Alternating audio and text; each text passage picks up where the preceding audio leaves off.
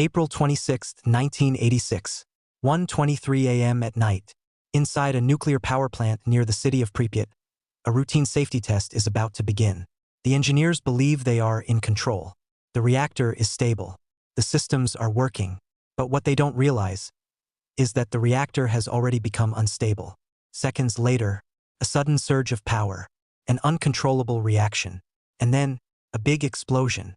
Not just fire, not just destruction, but something far worse. A nuclear core exposed to the open air.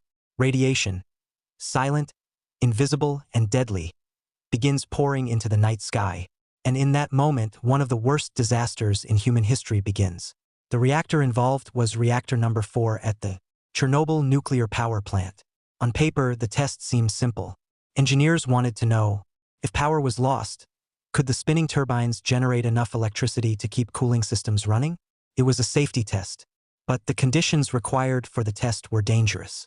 The reactor had to be run at low power. And that's where the problem began. Because this type of reactor, an RBMK design, was known to become unstable at low power levels. That risk was documented. But it was ignored.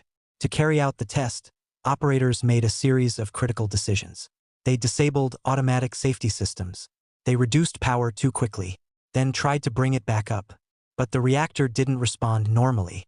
Power levels dropped too low, then suddenly became unstable. Inside the core, a dangerous reaction was building.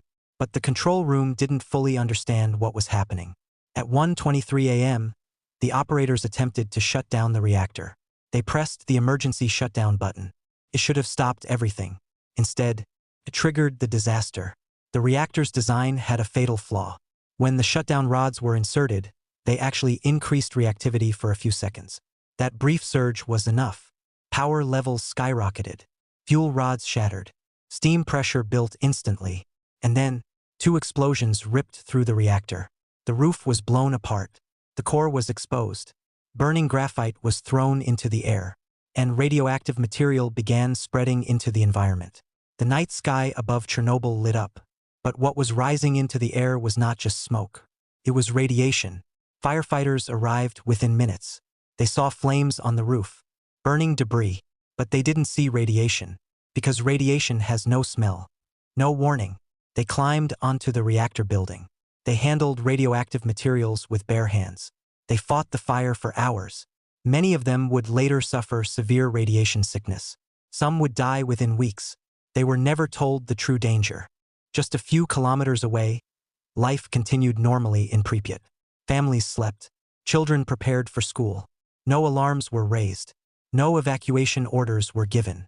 Even as radiation levels rose dangerously high. By morning, residents noticed something strange. A metallic taste in the air. Headaches. Nausea. But still, no official warning came. It wasn't until 36 hours later that the evacuation finally began. By then, it was too late to avoid exposure. At first, Soviet authorities tried to hide the disaster. No public announcement. No immediate international warning. But radiation doesn't stay hidden. Days later, elevated radiation levels were detected in Sweden. Only then did the world learn what had happened. And the scale of the disaster became clear. Thousands of workers, known as liquidators, were sent to contain the disaster. They cleared radioactive debris, buried contaminated soil, built a massive concrete structure over the reactor. Many of them worked with minimal protection, exposed to dangerous radiation levels. Entire towns were abandoned. A large exclusion zone was created around the plant, and it remains largely uninhabited to this day. The disaster was not caused by a single mistake. It was a chain of failures, design flaws in the reactor, poor safety protocols, human error, and a system that discouraged questioning authority. Each failure alone might not have caused disaster, but together, they created a catastrophe. Today, the remains of Reactor 4 are sealed beneath a massive steel structure. Silent, still dangerous, a reminder of what happened that night. The explosion at Chernobyl was not just a technological failure.